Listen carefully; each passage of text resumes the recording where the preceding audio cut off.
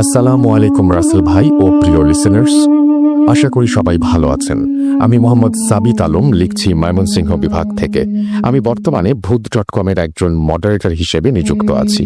আজ আমি আপনাদের সামনে এমন একটি ঘটনা শেয়ার করতে যাচ্ছি যা আমার পরিচিত এক বড় ভাইয়ের নিজের চোখে দেখা একটি জিন ছাড়ানোর ঘটনা। পারিবারিক ও ভিকটিমের প্রাইভেসির জন্য আমি ঘটনার সাথে জড়িত সকল মানুষের নাম ছদ্মনাম হিসেবে ব্যবহার করব। এবার বলি যে আমি ঘটনাটি কিভাবে কালেক্ট করেছিলাম। আমি যে বড় ভাইয়ের কাছ থেকে ঘটনাটি কালেক্ট করেছি, ওনার নাম নাহিয়ান। নাহিয়ান ভাই ঢাকায় কোনো একটি বেসরকারি ব্যবসা প্রতিষ্ঠানে চাকুরিরত আছেন বর্তমানে।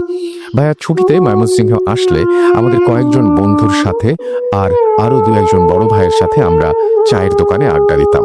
সেদিন আমি আড্ডায় ভূত.com-এর টি শার্ট পরে গিয়েছিলাম। আড্ডার মাঝখানে আমার টি শার্ট দেখে উনি বলে বসলেন, আরে সাবিত, তুই ভূত.com-এ ঘটনা পাঠাস না? আমি শুনি, কিন্তু শুরু থেকেই শুনি ভূত.com। আমি ভাইয়ার কথায় মুচকি হাসি দিলাম, আর এরপর ভাইয়া আমাকে বললেন যে ওনার নিজের চোখে দেখা একটি জিন ছাড়ানোর ঘটনা আছে, যদি আমরা সবাই শুনতে চাই তাহলে উনি বলবেন। আমি একেবারে উৎসাহে লাফিয়ে উঠে ওনাকে বলি, অবশ্যই ভাইয়া, আমি শুনছি, ইনফ্যাক্ট আমরা সবাই শুনবো, বলেন বলেন। এরপর নাহিয়ান ভাই ওনার ঘটনা বলা শুরু করলেন। ঘটনাটি নাহিন ভাই আমাকে যেভাবে বলেছেন আমি ঠিক সেভাবেই বলছি, আর অনিচ্ছাকৃত আমার লেখার ভুলের জন্য আমি সবার কাছে ক্ষমা চেয়ে নিচ্ছি। চলুন চলে যাই ঘটনায়। আমি তখন অনার্স ফাইনাল বর্ষে পড়াশোনা করতাম। আমি কখনোই জিন, ভূত বা অদৃশ্য কিছুতে বিলিভ করতাম না। কি ভাবছ? বিলিভ করতাম না আসলে? আরে করতাম, কিন্তু কাউকে বলতাম না। সবাইকে বলে বেড়াতাম যে আমি এসব মানি না। কিন্তু সেদিনের ঘটনার পর আমি আর কোনোদিন বলিনি যে আমি জিন বিলিভ করি না। কেন বলছি সব? শোনো, সব বুঝতে পারবে। অনার্সে পড়াকালীন আমি রোজ বিকেল থেকে সন্ধ্যা প্রাইভেট পড়িয়ে বন্ধু বান্ধবের সাথে আড্ডা দিতাম চায়ের দোকানে বা খোলা মাঠে। এর মাঝে একদিন আড্ডা দিতে দিতে ভূতের কথা ওঠে, আর আমরা খোলা মাঠে বসে ভূত এফএম প্লে করে শুনতে থাকি। তখন আমি আমার বন্ধুদের বললাম যে বন্ধ কর, আমি আসলে এগুলো বিলিভ করি না, নিজের চোখে কোনোদিন দেখলে বিলিভ করব। তখন আমার এক বন্ধু জিসান বলে উঠল, তুই বিলিভ করিস না? তাহলে চল তোদের এক জায়গায় নিয়ে যাই। আমি জিজ্ঞেস করলাম জিসানকে, কোথায়? দেখ, সিরিয়াস টপিকে ইয়ার্কি করিস না। তখন সে আমাদের বলল সে একজন হুজুরের সন্ধান জানে যে হুজুর জিন ছাড়ানোর কাজ করে থাকেন, আর উনি পেশায় একজন মুয়াজ্জিন। আমি ওর কথাটা শুনে মনে মনে ভাবছিলাম যে একবার গিয়ে আসলেই দেখা উচিত, কারণ অজানা কিছু জানার ইচ্ছা মানুষের সব সময় থাকে। সেদিন রাত 8:30-এ টিউশন ছিল, কিন্তু হুজুরের কাছে যাব বলে আমি টিউশনে ফোন করে আজ আসবো না জানিয়ে জিসানকে আমাদের সাথে সেখানে নিয়ে যেতে বলি। এরপর সবাই মিলে প্রায় 30 মিনিট পর হুজুরের বাসার সামনে গিয়ে হাজির হই। হুজুরের নাম ছিল আব্দুল করিম। ওনার বাসার সামনে গিয়ে আমার আসলে কেন যেন একটু ভয় করছিল। দরজায় কে কড়া নাড়বে, এসব তুচ্ছ বিষয়ে কথা কাটাকাটির পর আমার আরেক বন্ধু নিলয় দরজায় কড়া নাড়ল। দরজায় কড়া নাড়ার শব্দ শুনে একজন 15-16 বছর বয়সী ছেলে বেরিয়ে এসে আমাদের সালাম দিলেন আর পরিচয় জানতে চাইলেন। আমরা হুজুরের খোঁজ করছি শুনে উনি জানালেন যে উনি আব্দুল করিম হুজুরের ছেলে। আমরা তখন ওনাকে জানাই যে একটা সমস্যা আছে, যার জন্য আব্দুল করিম হুজুরের সাহায্য চাই আমরা। আমি এখানে একটু বলে রাখতে চাই যে এই কথা বলার কারণ হচ্ছে যে আমরা সরাসরি যদি বলি যে ওনার কাছ থেকে ঘটনা জানতে এসেছি, তাহলে উনি হয়তো আমাদের সাথে কথাই বলবেন না, আর আমাদের বসতেও বলবেন না। যাই হোক, চলুন ঘটনায় ফিরি। আমাদের কথা শুনে ছেলেটি আমাদের ভেতরের রুমে গিয়ে বসতে বলে। 5-10 মিনিট পর হুজুর আমাদের সামনে আসলেন আর সালাম দিয়ে সমস্যা জানতে চাইলে আমি ওনাকে জিজ্ঞেস করলাম, হুজুর, আপনি কি জিন ছাড়ানোর কাজ করেন? উনি বললেন, এই কাজ আল্লাহ করেন, আমি শুধু উসিলা। এরপর আমি ওনাকে জিজ্ঞেস করলাম, হুজুর, আপনি কি কোনো টাকা পয়সা নেন? উনি বললেন যে না, উনি কোনো টাকা পয়সা দাবি করেন না, আর আল্লাহর দয়ায় ওনার কাছে যা আছে তাতেই উনি সন্তুষ্ট, আর নিজের যতটুকু জ্ঞান আছে সেটি দিয়ে উনি মানুষের উপকার করার চেষ্টা করে থাকেন। ওনার কথা শুনে এবার আমি সরাসরি বললাম, হুজুর, আমি আসলে এসবে বিলিভ করি না, এ বিষয়ে আপনি কি বলেন? তখন উনি আমার আর নিলয়ের দিকে আঙুল তুলে বললেন, তোমরা সবাই মানো না এটা আমি বুঝলাম, কিন্তু তোমরা দুইজন মানো না, এত মিথ্যা কেন বলছো? তোমরা তো সমস্যা নিয়ে আসোনি, তোমরা তো এসেছো আমার কাজ দেখতে। আমি ওর কথা শুনে ভ্যাবাচাকা খেয়ে গেলে উনি আমাকে আবারও বলেন, আমি জানি বাবা, তোমরা এখানে পা রাখতেই আমি জেনে গেছি যে তোমরা কেন এসেছো। আমি তোমাদের কাউকে নিরাশ করবো না। আমি তোমাদের একটা ঠিকানা দিচ্ছি, কাল সেখানে যাও আর আমার নাম বলে জানতে চাইবা সমস্যা কি, আর আগামী পরশু রাত 8টায় এখানে আসবা। কিন্তু শর্ত একটাই, কোনো রেকর্ডিং বা ছবি তোলা যাবে না। এটা আমার ব্যক্তিগত কাজের জায়গা, আমি চাই না কেউ সেগুলোর ছবি তুলুক। আমি শুধু তোমাদের দেখাবো, কারণ তোমাদের মধ্যে দুইজন জীবনে একবার হলেও কালো জাদুর ছায়ায় পড়েছ। তাই শুধু তোমরা দুইজন আসবা, খাতা আর কলম নিয়ে আসবা, যা ঘটবে লিখে রাখবা। বলে রাখা ভালো যে আমি যখন ইন্টারমিডিয়েটে পড়তাম তখন একবার ব্ল্যাক ম্যাজিকের শিকার হয়েছিলাম, কিন্তু এই কথা আমার কোনো বন্ধুও জানে না। তাই হুজুরের কথা শুনে আমি খুবই অবাক হই আর মনে মনে ভাবতে লাগলাম যে আমার কথা উনি জানলেন কিভাবে। আর নিলয়, যে কিনা বিলিভ করে না এসবে, তার জীবনে কি কাহিনী? আব্দুল করিম হুজুরের কথায় সম্মতি দিয়ে ওনার কাছ থেকে ঠিকানা কালেক্ট করে সেদিনের মতো বাসার দিকে রওনা দিলাম। বাসায় ফেরার পথে নিলয় ওর জীবনের কাহিনী আমার সাথে শেয়ার করে। সেই ঘটনা অন্য আরেকদিন শেয়ার করব আপনাদের সাথে। নিলয়ের সাথে কথা বলে আমি আর নিলয় যে যার বাসায় চলে আসি। বাসায় ফিরে সেদিন রাতে আমি ঘুমোতে পারিনি। অনেক কষ্টে দিন পার করে সন্ধ্যায় নিলয়কে নিয়ে চললাম হুজুরের দেয়া সেই ঠিকানায়। ঠিকানা অনুযায়ী এলাকায় 5-10 মিনিট খুঁজে আমরা হুজুরের দেয়া এক্স্যাক্ট লোকেশনে পৌঁছে যাই আর দরজায় নক করি। 2-3 মিনিট নক করার পরেও কেউ দরজা খুলছিল না। এই দেখে আশাহত হয়ে এবার একটু জোরে নক করতেই একজন ভদ্র মহিলা দরজা খুলে আমার পরিচয় ও আসার কারণ জিজ্ঞেস করলেন। আমরা ওনাকে সালাম দিয়ে হুজুরের দেয়া কাগজটা ওনাকে দিয়ে বললাম, হুজুর আমাদের সম্পূর্ণ ঘটনা জানতে পাঠিয়েছেন আর তাই আমরা এখানে এসেছি। ভদ্র মহিলা আমাদের ভেতরে আসতে বলে আমাদের সামনে হাঁটতে লাগলেন।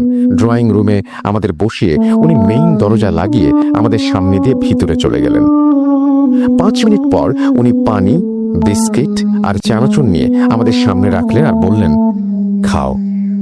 আমি পানির গ্লাস হাতে ওনাকে জিজ্ঞেস করলাম, আন্টি কি সমস্যা হয়েছে আপনাদের সাথে, বলবেন আমাদের? উনি আমার প্রশ্ন শুনে বললেন যে হুজুরের কাছে ওনারা সব বলেছিলেন তো, তাহলে হুজুর আমাদের কেন পাঠালেন? আমি ওনাকে বললাম যে আন্টি, আসলে আগামীকাল হুজুর আপনাদের সমস্যা সমাধানে আসবেন, তাই হুজুর আমাদের মাধ্যমে আবার সম্পূর্ণ বিষয় জানতে চান, তাই আমাদের উনি পাঠিয়েছেন। আমার কথা শুনে ভদ্র মহিলা একটি সোফায় বসে বলতে শুরু করলেন ওনার ছেলে মাহিনের সাথে ঘটা একটি ঘটনা। ভদ্র মহিলা আমাদের ঘটনাটি যেভাবে বলেছিলেন আমি ঠিক সেভাবেই বলছি। আমার ছেলের নাম মাহিন, আমার একমাত্র ছেলে। শহরে একটি স্কুলে সে 9ম শ্রেণীর একজন ছাত্র, মেধাবী আর খুব শান্ত স্বভাবের। এতটাই শান্ত যে কেউ যদি ওকে 2টা চড় দিয়েও চলে যায় ও কোনো প্রতিবাদ করবে না। এজন্য ওর বন্ধু বান্ধব নেই বললেই চলে। আমার ছেলে প্রতি বছর শেষে গ্রামের বাড়িতে ঘুরতে যেত। মাহিনের চাচা আশফাক গ্রামে থাকে। বছরের শেষে সে আমাদের বাসায় আসে আর মাহিনকে কিছুদিনের জন্য গ্রামের বাড়িতে নিয়ে যায়। প্রতিবারের মতো সেবারও আশফাক আমার ছেলেকে নিয়ে গ্রামের বাড়িতে যায়। 9 দিন গ্রামের বাড়িতে থেকে আমার ছেলে বাড়ি ফিরে আসে ওর চাচার সাথে। ওর চাচা ওকে বাসায় দিয়ে আবার গ্রামে চলে যায়। কিন্তু গ্রাম থেকে ফেরার পর আমার শান্ত ছেলেটা কেমন যেন রাগী আর বদমেজাজি স্বভাবের হয়ে গিয়েছিল। অকারণে এলাকার ছেলেদের সাথে ঝামেলা পাকানো, স্কুলে তুচ্ছ বিষয় নিয়ে মারামারি, এসব যেন রোজকার ঘটনা হয়ে গিয়েছিল। কিন্তু যখনই তাকে জিজ্ঞেস করা হতো যে কেন এমন সে করছে, তখনই সে বলতো যে এসব আঙ্কেল তাকে করতে বলেছে। আঙ্কেল এও বলেছেন যে মানুষ জাতি ভালো কথা যোগ্য নয়, তাই শক্ত কথা আর গায়ের জোর খাটানো উচিত আমাদের। আমি ওর কথা শুনে ওকে কয়েকবার জিজ্ঞেস করেছি যে কোন আঙ্কেল তাকে সব খারাপ শিক্ষা দিচ্ছে। যতবারই জিজ্ঞেস করেছি মাহিন কোথাও না কোথাও আঙুলের ইশারা করে আমাকে দেখাতো আর বলতো, ওই যে দেখো, ওইখানে দাঁড়িয়ে আছে আঙ্কেল, দেখো না। কি দেখো না নাকি? আমি আমার ছেলের কথা শুনে অবাক হই, আবার এও ভাবি যে কোনো বন্ধু না থাকার ফলে হয়তো সে কাল্পনিক বন্ধু বানিয়ে নিয়েছে। কিন্তু আমি জানতাম না ও ওর এই কথাগুলোয় আমাকে তখন থেকেই আরো গুরুত্ব দিয়ে শোনা উচিত ছিল। যাই হোক, আমার ছেলে স্কুলে যাবার সময় আর আসার সময় কার সাথে যেন কথা বলতো, আর ওকে দেখে ওর ক্লাসমেটরা হাসাহাসি করতো আর সবাই ওকে পাগল বলতো। এসব দেখে মাহিন ওদের দিকে তেড়ে যেত মারবে বলে। আস্তে আস্তে এসব ঘটনা যেন নিত্যদিনের ঘটনা হয়ে উঠল। আর মাহিনের এই পরিবর্তন আমি মাহিনের বাবাকে জানালে সে বিষয়টি গুরুত্ব সহকারে না দেখে আমাকে বলতো, ছেলে বড় হচ্ছে, তাই আচরণে এই সমস্ত চেঞ্জ আসাটা অস্বাভাবিক নয়। আমি আমার হাজবেন্ডের কথা মেনে নিয়ে আর মাহিনের বিষয়ে বেশি একটা গুরুত্ব দেইনি। আমার ছেলে কয়েকটা সাবজেক্ট প্রাইভেট পড়তো, বাকি 5 জন ছাত্রের মতো। আমাদের বাসা স্কুলের সব থেকে কাছে হওয়ায় স্কুল শেষে বিকেলে স্কুলের একজন টিচার মাহিনকে পড়াতে আমাদের বাসায় আসতেন। মাহিনের সাথে স্কুলের আরো 2 জন ছাত্র স্যারের কাছে পড়তে আমাদের বাসাতেই আসতো। একদিন পড়ার সময় মাহিনের টিচার আমাকে ডাক দিয়ে বলেন যে মাহিন নাকি পড়ার মাঝে হঠাৎ চেয়ার থেকে উঠে দাঁড়িয়ে কাকে যেন সালাম দেয় আর বলতে থাকে, আঙ্কেল বসেন। এই দেখে টিচার মাহিনকে ধমক দিয়ে বলে, মাহিন কি সমস্যা, কাকে সালাম দিচ্ছ? পড়া ফাঁকি দিবে বলে কি কাহিনী বানাচ্ছ না? বসো চুপ করে, আর একটা কথাও বলবে না। টিচারের এই কথা শুনে মাহিন তার হাতে থাকা কলম মাটিতে রাগ করে ছুঁড়ে ফেলে দিয়ে নিজের রুমে চলে যায় এবং টিচার বাকি 2 জন ছাত্রকে ছুটি দিয়ে আমাকে ডাক দিয়ে ঘটনা বলেন। এরপর মাহিনের টিচারকে বিদায় দিয়ে আমি মাহিনের রুমে গিয়ে মাহিনকে জিজ্ঞেস করি যে কেন ও এমন করেছে। মাহিন আমার কানে কানে ফিসফিস করে বলে, আস্তে বলো আম্মু, আস্তে, আরে আস্তে, আঙ্কেল শুনলে তোমাকেও মারবে, কোথাও যেতে পারবে না, পরে আমাদের সবাইকে মারবে আঙ্কেল। সত্যি বলতে মাহিনের এই কথা শুনে ওর টিচারের বলা কথাটি আমিও বিলিভ করেছিলাম যে হয়তো মাহিন পড়া ফাঁকি দেবার জন্যই কাহিনী বানাচ্ছে। আমি মাহিনকে ধমক দিয়ে বলি, মাহিন পড়ায় ফাঁকি দিচ্ছ তাই না? তাই এসব নাটক বানাচ্ছ? এসব যদি আর দেখেছি তো তোমার বাবাকে বলে তোমাকে আমি সোজা করে ছাড়বো। এই বলে মাহিনের ঘর থেকে চলে আসি আমি। সেদিন রাতের বেলা ঘুমের মাঝে আমি আর আমার হাজবেন্ড মাহিনের চিৎকার শুনে ভয়ে ঘুম থেকে জেগে উঠি আর দৌড়ে মাহিনের রুমে গিয়ে ওর হাঁপানির শব্দ শুনতে পাই। লাইট অন করতেই দেখতে পেলাম মাহিনের গলায় একটা লম্বা আঁচড় যা সদ্য দেয়া হয়েছে, আর ওর মুখ থেকে রক্ত বের হচ্ছে। আমাদের দেখে মাহিন বিছানায় উঠে বসতে যাবে, এমন সময় সে বিছানায় আবার শুয়ে পড়ে। মনে হচ্ছিল কেউ যেন ওকে ধাক্কা দিয়ে ফেলে দিচ্ছে। এরপর মাহিনের কাছে যেতেই ও হঠাৎ খুব স্পিডে উঠে বসে আর আরবি ভাষায় বলে কোন একটা শব্দ, এবং সেই শব্দটি বলতে থাকে আরবি ভাষায়, ক্রমাগত বলতে থাকে। এখানে লেখা আছে আবনুক কিছু একটা। আরবি ভাষায় কথা শেষ করে মাহিন বলতে লাগলো, সাবধান করেছিলাম না, মারবো, সবাইকে মারবো, মারবই, আর তোদের ছেলেকে নিয়ে যাব, পারলে আটকে আমাকে দেখা। খুব বাজেভাবে হাসি দিয়ে মাহিন বিছানায় অজ্ঞান হয়ে পড়ে যায়। মাহিনের এই অবস্থা দেখে আমি পানি নিয়ে ওর মুখে সারা গায়ে পানি ছিটিয়ে দিই আর হাত পায়ে আমি আর আমার হাজবেন্ড মিলে মালিশ করতে থাকি। সেদিন রাতে মাহিনের প্রচন্ড জ্বর এসেছিল। ভোর পর্যন্ত আমরা মাহিনের কাছেই ছিলাম।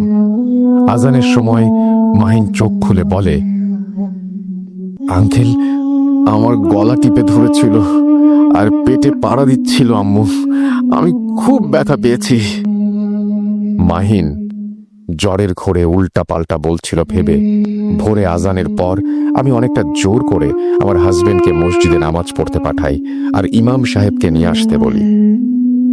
উনি কিছুতেই রাজি হচ্ছিলেন না, কারণ উনি এসব সমস্যা বিলিভ করতেন না, কিন্তু আমার জোরাজুরিতে উনি রাজি হয়েছিলেন। এরপর আমার হাজবেন্ড নামাজে চলে গেলে আমিও নামাজ পড়তে বসি, আর তখনই মাহিনের বলা আরবি কথাগুলো আমার মাথায় চলে আসলো।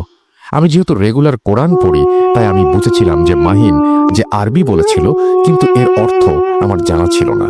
মাহিন কি বলেছিল ভাবতে ভাবতেই কলিং বেল বেজে ওঠে, আর দরজা খুলতেই দেখি আমার হাজবেন্ড মসজিদ থেকে নামাজ পড়ে ইমাম সাহেবকে নিয়ে এসেছেন মাহিনের গায়ে ফু দেওয়ার জন্য। ইমাম সাহেব মাহিনের গায়ে ফু দিয়ে ওর মাথায় হাত বুলিয়ে চলে যাওয়ার সময় আমি ইমাম সাহেবকে সেই আরবি ভাষার অর্থ জিজ্ঞেস করি। উনি আমার কথা শুনে বলেন যে আপনি যে আরবি বলছেন সেখানে কিছু ভুল আছে, আর সেগুলো সূত্রে যা অর্থ হয় তা হলো আপনার ছেলে মারা যাবে, আর আপনারা হেসে হেসে ওকে মরতে দেখবেন। হুজুরের মুখে এই কথা শুনে আমার পায়ের নিচ থেকে যেন মাটি সরে গেল। আমি এবার বুঝতে পারছিলাম মাহিনের সাথে আসলেই খারাপ কিছু হচ্ছে। এরপর হুজুরকে জিজ্ঞেস করলাম মাহিনের উপর কোনো জিনের ছায়া আছে কিনা। আমার কথা শুনে আমার হাজবেন্ড আমাকে জোরে ধমক দিয়ে হুজুরকে সালাম দিয়ে বিদায় করে দেন। হুজুর যাওয়ার পর আমাকে অনেক বকাবকি করে আমার হাজবেন্ড এবং বলে সকাল 11টার দিকে মাহিনকে হাসপাতালে ডাক্তার দেখাতে নিয়ে যাবেন। সেই অনুযায়ী সকাল 11টায় মাহিনকে ডাক্তারের কাছে নিয়ে যাওয়া হয়। ডাক্তার মাহিনকে দেখে বলেন যে গলায় কোনো ভোঁতা জিনিস দিয়ে তাকে খামচি দেওয়া হয়েছে, এই জন্যই দাগ পড়ে আছে, আর পেটে বা বুকে খুব চাপ লাগার ফলে হয়তো মুখে রক্ত এসেছে। ডাক্তার এও বলেন যে অন্য কিছুও হতে পারে, কিন্তু তারা শুরুতে এক্স-রে করতে চান। মাহিনের এক্স-রে করা হয়। এক্স-রে রিপোর্ট আমাদের সবার চোখের পলক ফেলা বন্ধ করে দিয়েছিল। মাহিনের এক্স-রেতে দেখা যাচ্ছিল তার পেটের দিকে বাম পাঁজরে একটা চারকোনা আর একটা গোল কালো কিছু মাঝারি দুটো টুকরা। মনে হচ্ছিল যেন কেউ এগুলো মাহিনের পেটে ঢুকিয়ে দিয়েছিল। মেশিনের ফল্ট ভেবে ডাক্তার আবার এক্স-রে করতে চাইলেও পরের বার সেম রেজাল্ট আসে। ডাক্তার আমাদের ঢাকা রেফার করে দেন, কিন্তু এবার আমার মন মানছিল না। আমি বুঝতে পারছিলাম এই সমস্যার সমাধান কোনো ডাক্তারের হাতে নেই। আমি খুব জোরাজুরি করে আমার হাজবেন্ডকে মানালাম যে আগামীকাল মাহিনকে নিয়ে আমরা একজন হুজুরের কাছে যাব। রাতের বেলা গ্রামের বাড়িতে ফোন দিয়ে একজন হুজুরের নাম্বার আর ঠিকানা নিয়ে সকালে যাব ভেবে রাতে ঘুমিয়ে পড়ি আমরা। ঘুম সেদিন খুব কষ্টে এসেছিল আমাদের চোখে, কিন্তু রাতের বেলা হঠাৎ আমার কানের কাছে ফিসফিস আওয়াজ শুনতে পাই। কিরে, আরে কিরে, মরবি? আমি কিন্তু সবাইকে মারবো, আমায় তোরা চিনিস না। এই আওয়াজ শুনে আমি লাফ দিয়ে বিছানা থেকে উঠে পড়ি, আর উঠে দেখি আমার হাজবেন্ড আমার পাশে নেই। বারান্দার দরজা খোলা দেখে বুঝলাম সে বারান্দায়। বারান্দায় গিয়ে দেখি সে খুব চিন্তিত মুখে বসে আছে বারান্দার ফ্লোরে। কি হয়েছে জিজ্ঞেস করতে সে বলল, তুমিই ঠিক, মাহিনীর সমস্যাটা আসলে অতি প্রাকৃত। আমার হাজবেন্ড কেন এমন কথা বলছে জিজ্ঞেস করলে উত্তরে সে আমাকে বলে, রাতে ঘুমানোর পর কেউ একবার তার কানের কাছে এসে ফিসফিস করে বলল, না না না না, ওটি করতেও যাস না, তাহলে ছেলে তো যাবেই, তোরাও যাবি। খবরদার, খবরদার, খবরদার, মরবি মানে মরবি। এই কথা শুনে আমার হাজবেন্ড মাহিনের রুমে গিয়ে তাকে দেখে আসে, আর বেডরুমে ফিরে এসে বারান্দায় বসে পড়ে। হাজবেন্ডের কথা শুনে আমি তাকে সান্ত্বনা দেই আর বলি, আল্লাহ আছেন, সব ঠিক হয়ে যাবে, কাল যাচ্ছি না হুজুরের কাছে। এই বলে আমি আর আমার হাজবেন্ড আবার শুয়ে পড়ি। কিন্তু সেদিন রাতে আর আমাদের কারো ঘুমই হয়নি। যথারীতি সকাল 8টায় আমরা ফুলপুর নামক জায়গায় হুজুরের সন্ধানে বেরিয়ে পড়ি। সেখানে গিয়ে অনেকক্ষণ খোঁজার পরে সন্ধ্যার পরে অবশেষে হুজুরকে খুঁজে পাই আমরা। খুবই বৃদ্ধ ছিলেন সেই হুজুর। আমাদের দেখে উনি জিজ্ঞেস করলেন আমাদের সমস্যা কি। ওনাকে সব খুলে বলতেই উনি বললেন যে ওনাকে যেন আমরা 30 মিনিট সময় দেই। উনি নিজের রুমে বসে বিছানাতে জায়নামাজ বিছিয়ে নামাজ পড়া শুরু করলেন। নামাজ শেষ করে উনি একটি কাগজে বিভিন্ন রকমের নকশা আঁকলেন, আর আমার ছেলের সম্পূর্ণ নাম জিজ্ঞেস করে সেই ছকের মাঝে লিখে দিলেন। এরপর উনি সেই কাগজের ওপর কিছু পড়ে ফু দিয়ে আমার হাজবেন্ডের হাতে সেই কাগজটি দিয়ে বললেন যে বাইরে গিয়ে মাদ্রাসার পুকুরে যেন কাগজটা ফেলে দেয় সে। এরপর আমার হাজবেন্ড হুজুরের কথা মতো কাগজ নিয়ে পুকুরে ফেলে দিয়ে আসেন। হুজুরের ঘরে আসার কিছুক্ষণ পর হুজুরের ঘরের দরজায় নক হয়, আর হুজুর সালাম দিয়ে ভেতরে আসতে বলেন। দরজায় নক দেয়া ব্যক্তিটিকে, সেই ব্যক্তি হুজুরের সামনে সালামের উত্তর দিয়ে বলেন, সময় নেই হুজুর সাহেব, আপনার ফরমান নিয়ে এসেছি, এই নিন। এই কথা বলার সাথে সাথে দরজার ফাঁকা দিয়ে একটি কাগজ পড়ে গেল আমাদের সামনে। হুজুর আমাদের সেই কাগজটি নিয়ে পড়তে বললেন। আশ্চর্য ঘটনা হচ্ছে, সেই কাগজে মাহিনের সব সমস্যার কথা লেখা ছিল, আর এও বলা ছিল যে মাহিনকে এক জিন কালো জাদু করেছে। এই লেখা দেখে এর মানে আমরা হুজুরের কাছে জানতে চাইলে হুজুর বলেন যে মাহিন নিজের অজান্তে একটি জিনের ক্ষতি করে ফেলেছে, আর মাহিনকে সেই জিন ধরেছে। কিন্তু জিন তো নিজ থেকে কালো জাদু করে না। রাসেল ভাই, ভদ্র মহিলার কথার মাঝে আমি এখনো একটি কথা বলতে চাই যে জিন আসলে কালো জাদু চর্চা করলেও কারো ওপর কালো জাদু সরাসরি করে না। তাহলে মাহিনের উপর কেন করলো, কিভাবে করলো, সেটা একেবারে শেষে জানতে পারবেন সবাই। টোটাল 2টা টুইস্ট আছে ঘটনার শেষে, শুনতে থাকুন। যাই হোক, ভদ্র মহিলার ভাষায় আবার ঘটনায় ফিরি। হুজুর সবকিছুর ব্যাখ্যা দিয়ে আমাদের বললেন, দেখেন, আমার অনেক বয়স হয়ে গেছে, এইসব কাজ করার শক্তি সামর্থ্য আমার নাই।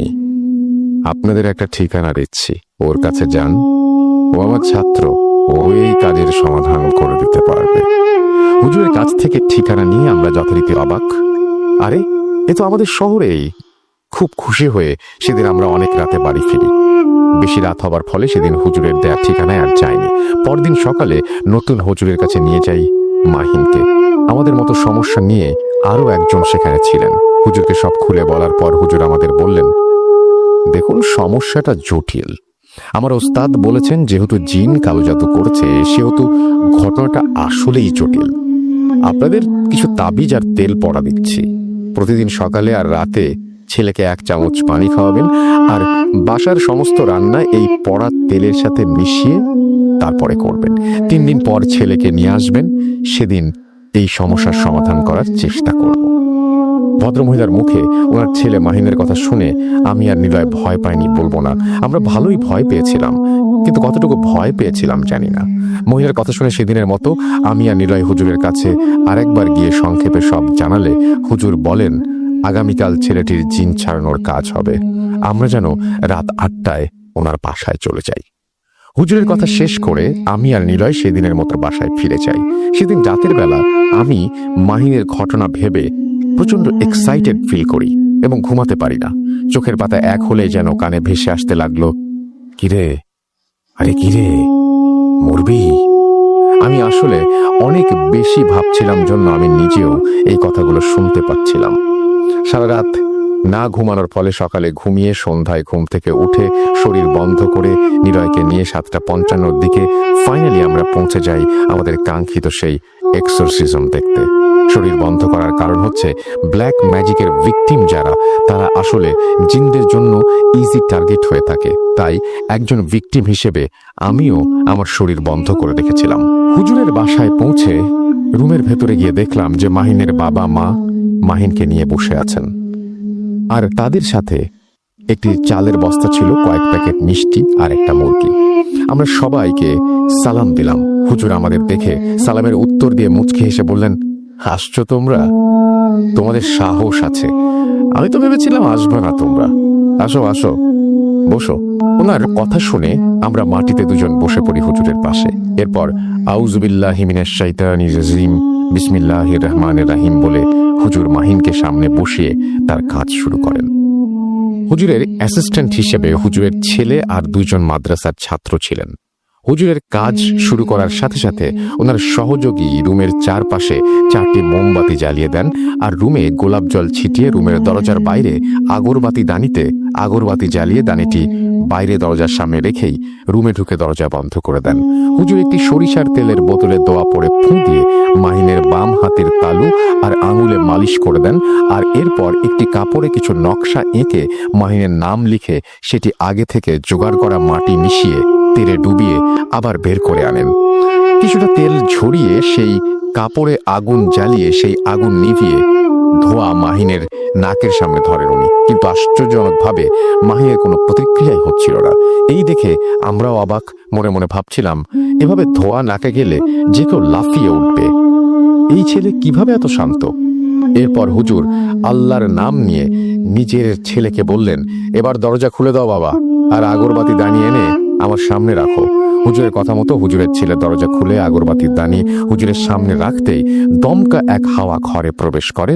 রুমের 4 কোণে থাকা 4টি মোমবাতি নিভে যায়।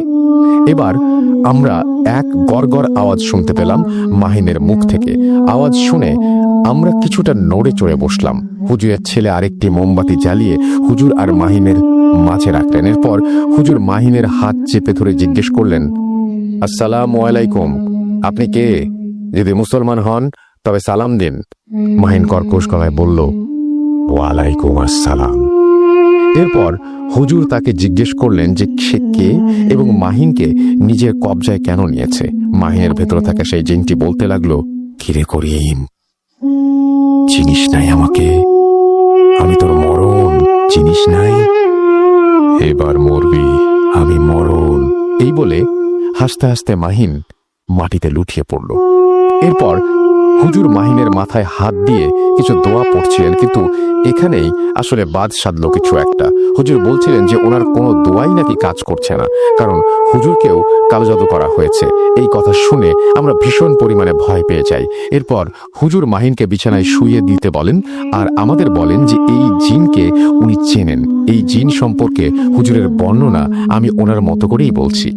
প্রায় 1.5 বছর আগে আমার এখানে আমার শিক্ষক বৃদ্ধ হুজুর একটি রোগী পাঠান।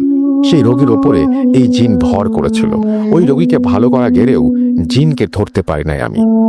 সে তার নাম আমাকে বলে নাই, কিন্তু সে যে আবার ফিরে আসবে আমি ভাবিও নাই।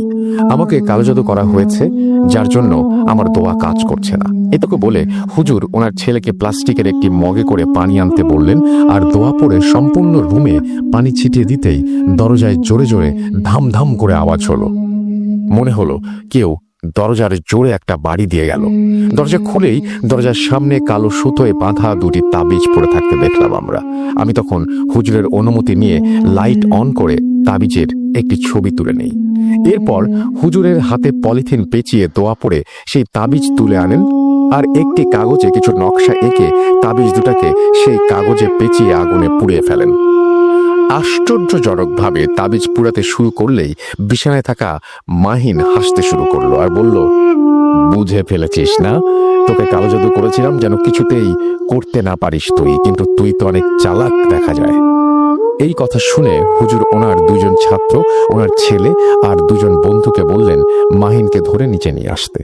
আমরা মাহিনকে ধরে নিচে নিয়ে আসতেই মাহিন আমার হাতে একটা কামড় দেয়। কামড় ফিট করার সাথে সাথেই আমি জোরে একটা ঝাড়া দিয়ে আমার হাত মাহিনের মুখ থেকে ছাড়িয়ে নেই, না হলে মাহিন আমার হাতের মাংস তুলে ফেলতো। এরপর মাহিন খুব জঘন্য ভাষায় হুজুরকে গালি দিতে থাকে আর পা দিয়ে হুজুরের গায়ে লাথি দিতে থাকে। হুজুর এরপর আমাদের জিজ্ঞেস করলেন আমরা সবাই আয়াতুল কুরসি পারি কিনা। সবাই হ্যাঁ বোধক উত্তর দিলে হুজুর বলেন যে সবাই একসাথে গুনগুন করে আয়াতুল কুরসি পড়ি জানো। আমরা সবাই গুনগুন করে আয়াতুল কুরসি পড়তে লাগলাম আর হুজুর তেলে ফোঁ দিয়ে সেই কাপড় আবার ডুবিয়ে আগুন লাগিয়ে সেটা ধোয়া মাহিনের নাকের কাছে দিচ্ছিলেন আর মাহিনের কনিষ্ঠাঙ্গুলি জোরে চেপে ধরে রেখেছিলেন। এরপর হুজুর আগরবাতি দানির মধ্যে নতুন আগরবাতি রেখে সেগুলো জ্বালিয়ে দিলেন আর মাহিন শান্ত হয়ে গেল। এরপর হুজুর বললেন যে ওকে বেঁধে ফেলা হয়েছে, যতক্ষণ এই আগরবাতি না নিভছে ও নড়তে পারবে না। এরপর হুজুর মাহিনকে জিজ্ঞেস করলো যে সে কেন এসেছে। হুজুরের কথা শুনে মাহিন বলতে থাকে, করিম হুজুর সেই জিনকে আগে একবার তাড়ানোর পরে জিন প্রতিশোধ নেয়ার জন্য হুজুরের এলাকাতেই ঘুরঘুর করছিল, কিন্তু কোনো মাধ্যম পাচ্ছিল না। একদিন সে যেখানে থাকে সেখানে সেই জায়গায় মাহিন চিপস খেয়ে চিপসের প্যাকেট ফেলে আর সেই জায়গায় থুতু ফেলে। ফলে সে রাগান্বিত হয়ে মাহিনের ওপর ভর করে, কিন্তু মাহিনের ওপর সে একদিনে ভর করেনি। সে শুরুতে মাহিনের পিছু নিয়েছে, পরে দেখা দিয়েছে আরো খারাপ কাজ করিয়ে তার ওপর ভর করেছে। মাহিন যখন তার চাচা আশফাকের সাথে গ্রামে গিয়েছিল তখন সেই জিন মাহিনের সাথে সেখানেই ছিল। এবার আসি ঘটনার মূল টুইস্টে।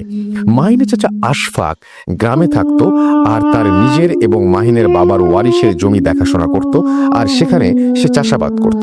মাহিন জন্মাবার আগে একবার মাহিনের বাবা আশফাক সাহেবকে বলেছিলেন, আশফাক, আমার যদি সন্তান না হয় জমি জমা সব তোরে আর তোর ছেলেরে দিয়ে দিব। আশফাক সাহেবের মনে সেখান থেকে খুব জঘন্য একটি বুদ্ধির উদয় হয়। সে শেষবার মাহিনকে গ্রামে নিয়ে গিয়ে মাহিনের ওপর কালো জাদু করে, কিন্তু যে কবিরাজের মাধ্যমে কালো জাদু করা হয়েছিল সেই কবিরাজ বুঝতে পারে যে মাহিনের পেছনে অলরেডি একটা জিন লেগেছিল। তাই সেই কবিরাজ চিল পাখি জবাই দিয়ে সেটার মাংস কালো জাদু করে সেই জিনের সাথে একটা সম্পর্ক স্থাপন করে সেই মাংস মাহিনের নাভির ভেতরে তার পেটে ঢুকিয়ে দেয়া হয়। আর সেই মাংসের টুকরা দুটোই এক্সরেতে মাহিনের পাঁজরের দিকে দেখা যাচ্ছিল। আর এরপর সেই কবিরাজ সেই জিনকে বাধ্য করে যেন সেই জিন নিজে কালো জাদু করে মাহিনকে আস্তে আস্তে মেরে ফেলে। আশা করি এবার সবাই বুঝতে পেরেছেন যে জিন কেন মাহিনের ওপর কালো জাদু করেছিল। শুরু থেকে শেষ সবটা জানা হয় আমাদের। এরপর আমরা দেখি আগরবাতি প্রায় নিভু নিভু অবস্থায়। তখন হুজুর মাহিনের ওপর একটা সাদা কাপড় দিয়ে মাহিনের শরীর ঢেকে দিয়ে মাহিনকে ধরতে বলেন আর আমাদের আবার আয়াতুল কুরসি পড়তে বলেন আর ওনার ছেলেকে বলেন মুরগিটা নিয়ে আসতে। এরপর হুজুর তেলের বোতল থেকে কিছু তেল মুরগির গায়ে মাখালেন আর দোয়া পড়ে মুরগিটা মাহিনের সামনে রেখে মাহিনের নাকে আবার সেই কাপড় দিয়ে ধোয়া দিতে থাকেন। আমাদের আয়াতুল কুরসি পড়া শেষ হলে সাথে সাথেই হুজুরের ইশারায় খুব সুন্দর কণ্ঠে একজন মাদ্রাসার ছাত্র আজান দিতে লাগলেন এবং আজান শেষ হওয়ার সাথে সাথে মুরগিটাকে মাহিনের সামনেই জবাই করে ফেললেন আর মুরগির শরীরে দোয়া পড়ে সমানে ফু দিচ্ছিলেন হুজুর। যেহেতু মাহিনকে আমি আর নিলয় ধরেছিলাম সেহেতু বুঝতে পারছিলাম যে মাহিন নিস্তেজ হয়ে আসছে। আস্তে আস্তে মাহিন নিস্তেজ হয়ে মেঝেতে লুটিয়ে পড়ে। এরপর হুজুর বললেন যে মাহিনের ভেতর থেকে জিনটা চলে গেছে, জিনটাকে একটা ধোঁকা দেওয়া হয়েছে। মুরগিটাকে জবাই করার মাধ্যমে জিনটাকে বোঝানো হয়েছে যে আসলে কোনো মুরগি নয়, মাহিনকেই মারা হয়েছে। এখন এই জিন আর মাহিনকে বিরক্ত করবে না, কারণ মুরগিটা মারা যাবার সাথে সাথে জিনটার তার প্রতিশোধ সম্পন্ন হয়েছে ভেবে চলে গেছে। হুজুরকে আমি জিজ্ঞেস করলাম প্রতিশোধ কিভাবে সম্পন্ন হলো। হুজুর বললেন যে মাহিনের মৃত্যু। আমি এই কথা শুনে হুজুরকে এর মানে জিজ্ঞেস করলে উনি বলেন যে ধোঁকার মাধ্যমে মুরগিটাকেই মাহিন ভাবতে বাধ্য করা হয়েছিল জিনটিকে। মুরগির মৃত্যু তাই সে মাহিনের মৃত্যু ভেবে নিয়েছে আর এর মাধ্যমেই তার প্রতিশোধ সম্পন্ন হয়েছে। সে চেয়েছিল হুজুরকে বিফল করতে, তার সামনে কোনো মাসুমের জান নিতে। তার কাজ হয়ে গেছে, সে চলে গেছে। আর কালো জাদুটাও যেহেতু এই জিনের মাধ্যমেই হয়েছিল তাই জাদু কেটে গেছে জিন চলে যাবার সাথে সাথেই। কিন্তু মাহিনের বাসায় কিছু তাবিজ আছে বলে জানান হুজুর। উনি বলেন আগামীকাল উনি মাহিনদের বাসায় গিয়ে সেই তাবিজ তুলে আনবেন আর তাবিজ তোলার পর আগামী 7 দিন যেন মাহিনদের ফ্যামিলির কোনো সদস্য সেই বাসায় না থাকে এমন একটি সতর্কবার্তাও দেন। অবশেষে রাত 10:05 সম্পন্ন হয় আব্দুল করিম হুজুরের এক্সোরসিজম। হুজুর আমাদের এরপর জিজ্ঞেস করেছিলেন যে আমরা আগামীকাল তাবিজ তুলতে যাব কিনা। আমরা হ্যাঁ বলেছিলাম, যদিও চোখের সামনে এত ঘটনা দেখে আর শুনে সাহস হয়নি আমাদের আর সেখানে যাবার। আমি সচক্ষে সব দেখার পর কত রাত ভয়ে কাটিয়েছি তারও হিসাব নেই। তবে খবর পেয়েছিলাম যে মাহিন এখন সুস্থ আর ভালো আছে। এই বলে নাহিয়ান ভাই ওনার ঘটনা শেষ করেন। আজকের মতো এই ছিল আমার ঘটনা। কে কতটা ভয় পেয়েছেন আমি জানি না, কেমন লেগেছে তাও জানি না। আমি বলবো না যে আমাকে বিলিভ করতেই হবে, আমি বলবো যেমন বিলিভ করার অধিকার আপনার আছে তেমনি না করার অধিকারও আপনারই। খুব কষ্ট করে ঘটনা কালেক্ট করি আপনাদের জন্য। আপনাদের ভালো লাগলেই আমাদের মডারেটরদের কষ্ট সার্থক হবে। আর এই ঘটনাটির লেখা আমার জন্য প্রচুর টাফ ছিল, তাই এই ঘটনা সাজানোতে আর সার্বিক সহযোগিতায় ছিলেন আমাদের 2 জন মডারেটর, মোহাম্মদ সিফাত আলম এবং মোস্তফা আলম রোমান। ধন্যবাদ ওনাদেরকেও। আর ঘটনায় উল্লেখিত হুজুরের বাসায় পাওয়া 2টি তাবিজ আর নাহিয়ান ভাইয়ের হাতে দেয়া মাহিনের কামড়ের ছবি আমি রাসেল ভাইয়াকে দিয়ে দিচ্ছি। আজকের মতো এখানেই বিদায় নিচ্ছি। আবারও আপনাদের কাছে ফিরে আসব নতুন কোনো সপ্তাহে নতুন কোনো ঘটনা নিয়ে। আমি মোহাম্মদ সাবিত আলম বলছি ময়মনসিংহ থেকে। সবাই ভালো থাকবেন। আসসালামু আলাইকুম। তারপরে তিনি তার মোবাইল নাম্বার শেয়ার করেছেন। সাবিত, আপনাকে অসংখ্য ধন্যবাদ আপনার এই ঘটনাটির জন্য। ইটস আ বিউটিফুল স্টোরি এবং উই হ্যাভ অলরেডি শেয়ার্ড ওই তাবিজ এবং হাতের যে ইমেজেস পাঠিয়েছেন সেগুলো অলরেডি আমাদের ফেসবুক পেজে রয়েছে, আপনারা অনেকে দেখেছেন এবং আপনারা অনেকেই এই অপেক্ষা করছিলেন এই ছবিগুলো দেখার পরে এই ঘটনাটির জন্য। ঘটনাটি অসাধারণ ঘটনা বলবো। ঘটনাটির কারণ হয়তো খুব ছোট, কিন্তু ঘটনাটির যে প্রেক্ষাপট এবং ঘটনাটি ঘটার পরে যা যা ঘটছে সেগুলো খুবই অদ্ভুত টাইপের এবং অনেক দিন পর্যন্ত মনে রাখার মতো একটি ঘটনা বলে আমি মনে করি। যদি আপনাদের কাছেও এমন ঘটনা থাকে তাহলে পাঠিয়ে দিন আমাদের কাছে। আমাদের ইমেল অ্যাড্রেস হচ্ছে russell.booth.com@gmail.com। আমরা চলে যাচ্ছি আমাদের পরবর্তী ঘটনায়। আসসালামু আলাইকুম। ভূত.com এর সকল লিসেনারকে জানাচ্ছি শুভেচ্ছা। আমি আফনান। প্রিয় লিসেনার্স, এই মুহূর্তে যে স্টোরিটি আমি আপনাদেরকে শেয়ার করতে যাচ্ছি, এই স্টোরিটি আমাকে পাঠিয়েছে নড়াইল জেলার লোহাগাড়া উপজেলার লাহুরিয়া ইউনিয়নের আলামিন। আলামিনের স্টোরি আমি ইতোমধ্যে বেশ কয়েকটি আপনাদেরকে শুনিয়েছি এবং আপনারা সবাই এই স্টোরিগুলোর প্রশংসা করেছেন। এবারে যে স্টোরিটি আমাকে আলামিন পাঠিয়েছে এটি একটি পুকুর কেন্দ্রিক ঘটনা। এই পুকুর কেন্দ্রিক যে ঘটনাটি আপনাদেরকে শোনাবো আশা করি সবারই ভালো লাগবে। প্রিয় লিসেনার্স, এই পুকুরটিতে যখন ভৌতিক ঘটনা শুরু হয় সময়টা ছিল 1992 সাল। এই পুকুরের কয়েকটি বিষয়ে ঘটনা শুরুর আগে আপনাদেরকে বলতে চাই। সেটি হচ্ছে এই পুকুরটি স্থানীয়ভাবে দাসের পুকুর নামে পরিচিত। কারণ হচ্ছে ওই পুকুরের পার্শ্ববর্তী গ্রামে যে হিন্দু সম্প্রদায় আছে তাদের বংশ দাস, তারা অনেকদিন ধরে ধোপার কাজের সাথে জড়িত আছেন। আর যখন এটি খোঁড়া হয় অনেকদিন আগে, তখন আশেপাশে কোনো পুকুর ছিল না। বেশ কয়েকটি বিষয়কে উদ্দেশ্য করে পুকুরটি খোঁড়া হয়। এটা যে শুধু হিন্দুরা খুঁড়েছে তা না, এখানে মুসলিমরাও এই পুকুর খোঁড়ার সাথে জড়িত ছিল। কারণ হচ্ছে আশেপাশে পুকুর কম থাকা, গবাদি পশুর গোসল করানোর জন্য এবং নিজেদের গোসল করার জন্য পুকুরের প্রয়োজনীয়তা, ধোপা সম্প্রদায় যারা দাস যারা আছেন তাদের কাপড় ধোয়া, বিভিন্ন কারণে এই পুকুরটির প্রয়োজনীয়তা দেখা দেয়। আরো একটা প্রয়োজনীয়তা ছিল, সেটি হচ্ছে যখন হিন্দু সম্প্রদায়ের লোকদের বিভিন্ন পূজার সময়টা হতো, ওই পূজার যে মূর্তিগুলো, এই মূর্তিগুলো পূজার শেষে এই পুকুরে ডুবিয়ে ফেলা হতো। এভাবেই দীর্ঘদিন ধরে এই কাজটি চলে আসছে। হিন্দু মুসলিম সবাই এই পুকুরে তারা তাদের বিভিন্ন ধরনের কর্মকাণ্ড তারা সেটা কাজ করে আর কি। পুকুরের ঠিক দক্ষিণ পাশে রয়েছে একটি শ্মশান। এটা অনেক আগে থেকে এই শ্মশানটি ছিল। তো লিসেনার্স, 1992 সাল থেকে যখন ঘটনাটির সূত্রপাত হয়, সূত্রপাতটি ছিল এমন। স্থানীয় একজন ব্যক্তি, উনি শখ করে একটি ঘোড়া কেনেন। ঘোড়া কেনার পর ঘোড়াটিকে গোসল করানোর জন্য উনি দিনের বেলা কোন একটি সময়, এটা নির্দিষ্ট করে আসলে বলতে পারে নাই আমাকে, যে কোন একটি সময়ে ওই ঘোড়াটিকে পুকুরে নামিয়ে আনেন।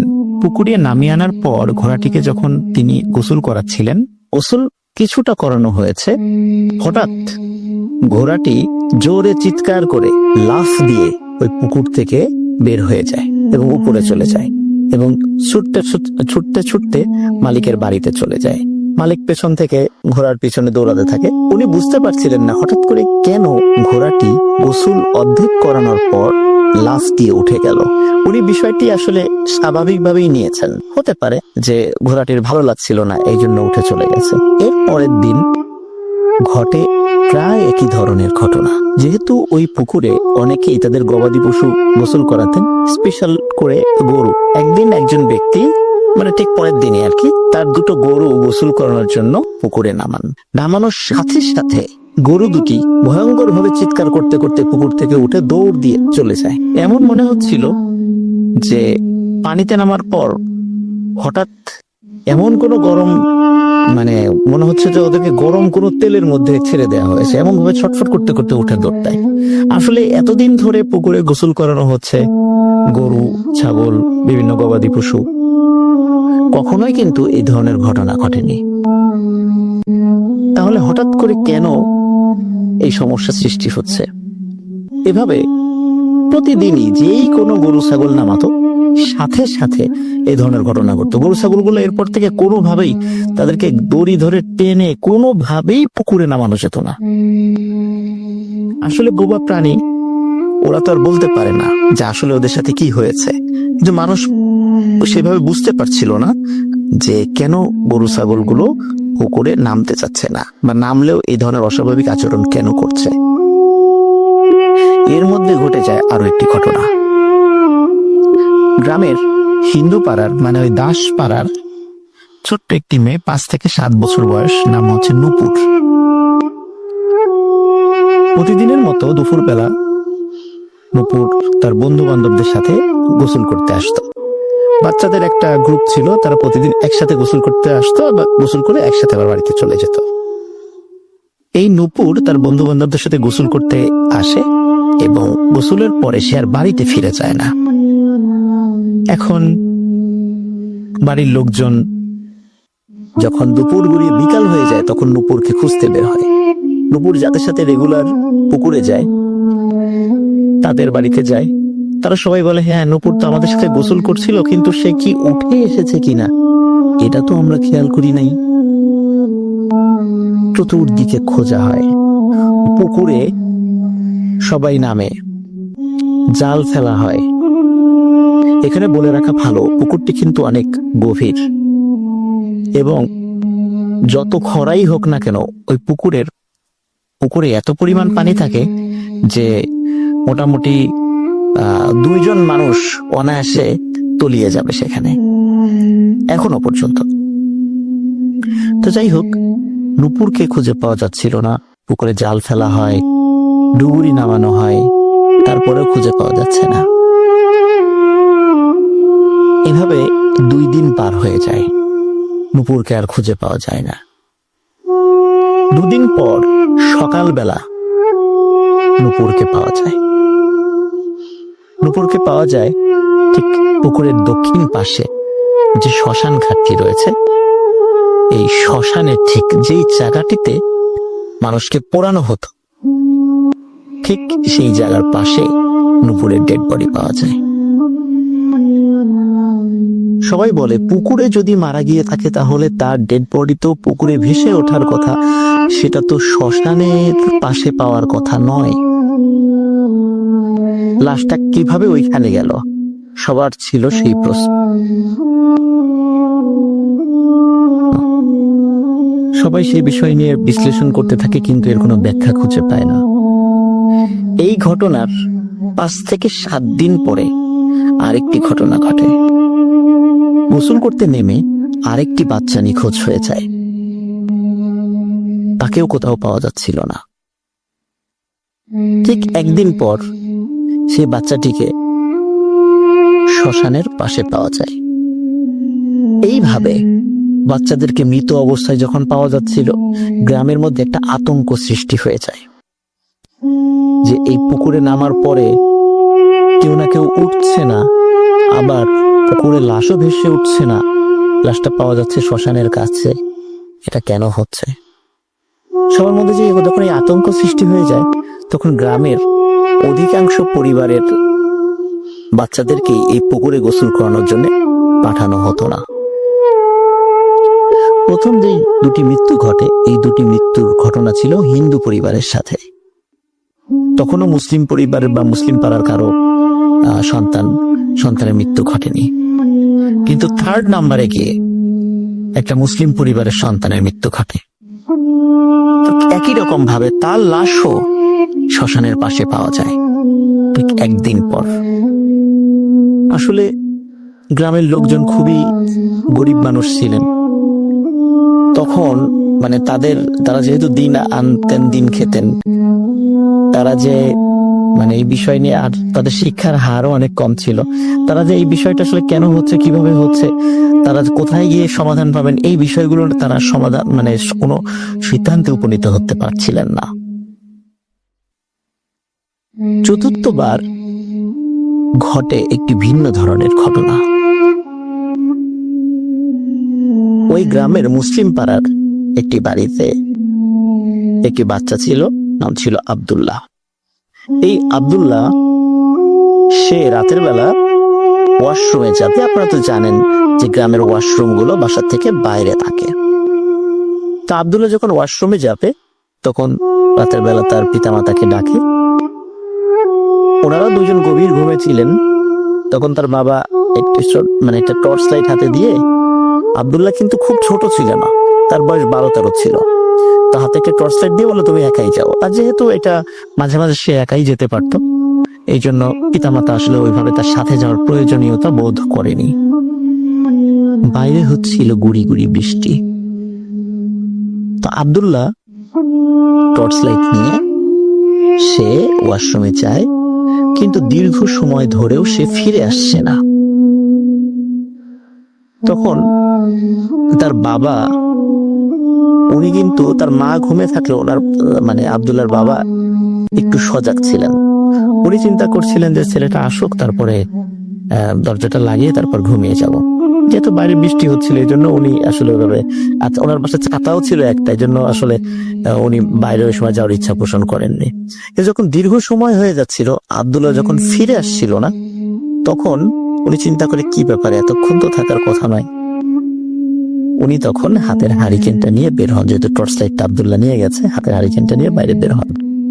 বের হওয়ার পর উনি গিয়ে দেখেন ওয়াশরুমের দরজা খোলা। আব্দুল্লাহ তো ঘরে ঢোকেনি। এত রাত্রে তো আসলে আব্দুল্লাহর কোথাও যাওয়ার কথাও নয়। তখন উনি আশেপাশে একটু খোঁজার চেষ্টা করেন, দেখেন আব্দুল্লাহ নাই। তাকে ডাকাডাকি করেন, নাই নাই নাই। ওনার ডাক শুনে আব্দুল্লাহর মা ঘর থেকে বের হয়ে আসে, তার ঘুম ভেঙে যায়, বের হয়ে আসে, এসে বলে কি হয়েছে। তখন আব্দুল্লাহর বাবা বলেন যে দীর্ঘ সময় পরেও যখন আব্দুল্লাহকে পাওয়া যাচ্ছিল না, এই জন্য উনি খুঁজতে বের হয়ে আব্দুল্লাহকে এখন পাচ্ছেন না। তখন ওনারা যখন চিৎকার চেঁচামেচি শুরু করেন, পাশের প্রতিবেশীরা রাতের বেলা তাদের ঘুম ভেঙে যায়, তারা চলে আসে। চলে আসার পর যেহেতু গুড়ি গুড়ি বৃষ্টি হচ্ছিল, মাটিতে শক্ত মাটি ছিল না, কাদা মাটি হয়ে গেছিল। তারা টর্চ লাইট জ্বালিয়ে খেয়াল করলেন যে আব্দুল্লাহর পায়ের ছাপ ওয়াশরুমে গেছে এবং ওয়াশরুম থেকে বের হয়েছে 3-4 হাত বের হয়েছে আব্দুল্লাহর পায়ের ছাপ। এরপরে আব্দুল্লাহর এই ছোট পায়ের ছাপটা অনেক বড় মনে হচ্ছে এটা কোনো মানুষের পায়ের ছাপ না, এটা দানবাকৃতির কোন একটা প্রাণীর পায়ের ছাপ মনে হচ্ছে সেখানে। এবং ওই ছাপটা আস্তে আস্তে পুকুরের দিকে চলে গেছে। তখন সবাই ভয় পেয়ে যান যে নিশ্চয়ই কোনো ভয়ঙ্কর কিছু আব্দুল্লাহকে এখান থেকে ধরে নিয়ে গেছে। সবাই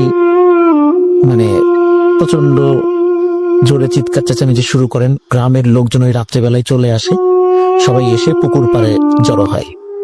জড়ো হওয়ার পর রাতের বেলায় পুকুরে তাকে খোঁজ করা শুরু হয়, কিন্তু পুকুরে তাকে কেউ রাতের বেলা খুঁজে পাচ্ছিল না। হঠাৎ করে একজন বলল, এই দেখো দক্ষিণে শ্মশানের দিকে কিছু একটা দেখা যাচ্ছে। তখন কিন্তু অনেক লোক সাক্ষী ছিল। তখন তারা দূর থেকে দেখছিল শ্মশানে যে জায়গাটাতে মানুষ পোড়ানো হয়, সেখানে কোন একটা বাচ্চার ওই চাঁদের আলোতে মনে হচ্ছিল, খুব বেশি দূর তো না, পুকুরের ঠিক দক্ষিণ পাশেই আর কি, কিন্তু যতটুকু দূর তারা কাছে যাওয়ার আগে যতটুকু দূর থেকে দেখছিল, তাদের ভাষ্য অনুযায়ী মনে হচ্ছিল কোনো একটা বাচ্চাকে, ছোট একটা বাচ্চাকে ওখানে শোয়ানো হচ্ছে এবং চারদিকে বড় বড় আকৃতির 10-12 জন মানুষ, তাদের ছায়া দেখা যাচ্ছে। গ্রামের ওই সময় সবাই ওই শ্মশানের দিকে ছুটতে থাকে, গিয়ে দেখে আব্দুল্লাহ সেখানে পড়ে আছে, কিন্তু আশেপাশে কোনো মানুষ দেখা যাচ্ছে না। তারা আব্দুল্লাহকে সেখান থেকে নিয়ে আসে।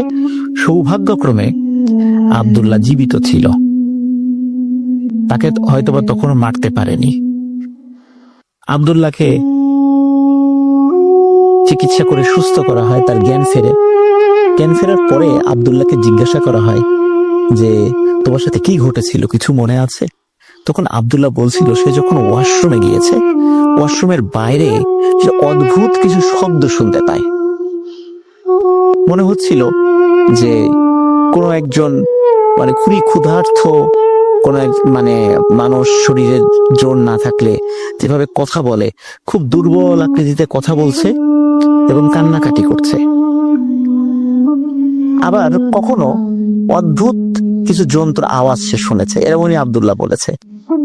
যখন আব্দুল্লাহ ভয় পেয়ে দ্রুত ওয়াশরুমের কাজ ছেড়ে বের হয়েছে, বের হওয়ার পর তার সামনে ভয়ঙ্কর কালো আকৃতির একটি ছায়ামূর্তি সে দেখতে পায়।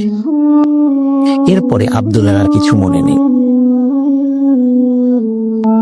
গ্রামে এই ধরনের অদ্ভুত ঘটনা, স্পেশালি বাচ্চাদের সাথে যখন এই ধরনের ঘটনা ঘটছিল, 3টা বাচ্চা অলরেডি মারা গেল, আব্দুল্লাহ কোনো মতে জীবিত ছিল। তখন গ্রামের লোকজন চিন্তা করে যে একজন ভালো হুজুরের শরণাপন্ন অবশ্যই হতে হবে, তা না হলে এই ধরনের বাচ্চা মিসিং হয়ে যাবে বা মারা যাবে, এটা কেন, এটা তো সমাধান করার দরকার। তখন গ্রামের হিন্দু মুসলিম তারা সবাই এক জায়গায় বসে একটা সিদ্ধান্ত নিয়ে পরিচিত একজন হুজুরের কাছে যান। তখন হুজুর উনি বলেন যে আমাকে 1 সপ্তাহ সময় দিতে হবে, আমি বলবো যে আসলে কেন এরকমটা হচ্ছে। 1 সপ্তাহ পর হুজুর বলেন যে তোমাদের এই যে পুকুরটা রয়েছে, এই পুকুরটা ভালোই ছিল, অনেকদিন ধরে তোমরা কাজ করছিল, সবার উপকারে লাগছিল।